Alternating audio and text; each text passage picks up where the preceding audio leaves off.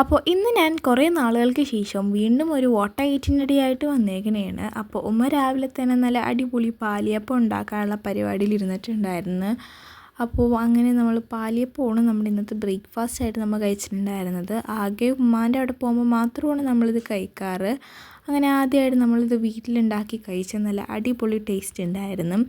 അപ്പോൾ അതൊക്കെ കഴിഞ്ഞിട്ട് നമ്മളൊരു പച്ച മാങ്ങ ജ്യൂസ് അടിച്ച് കുടിച്ചിട്ടുണ്ടായിരുന്നു. കുറേ ദിവസമായി ഒന്ന് ജ്യൂസ് അടിച്ച് കുടിക്കണം എന്നൊരാഗ്രഹം തോന്നിയിട്ട് അങ്ങനെ അത് നമ്മൾ ജ്യൂസൊക്കെ അടിച്ച് കുടിച്ച് പിന്നെ അതൊക്കെ കഴിഞ്ഞിട്ട് ഒരു സിപ്പപ്പും കഴിച്ചിട്ടുണ്ടായിരുന്നു.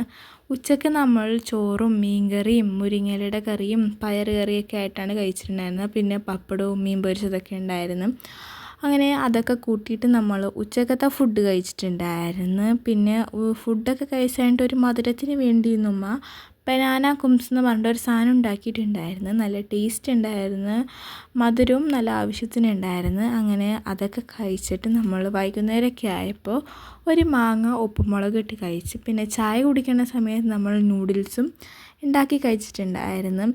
അങ്ങനെ അതൊക്കെ കഴിച്ച് കഴിഞ്ഞിട്ട് നമ്മൾ ഡിന്നറിന് രാവിലെ കഴിച്ചതൊക്കെ തന്നെയാണ് കഴിച്ചിട്ടുണ്ടായിരുന്നത്.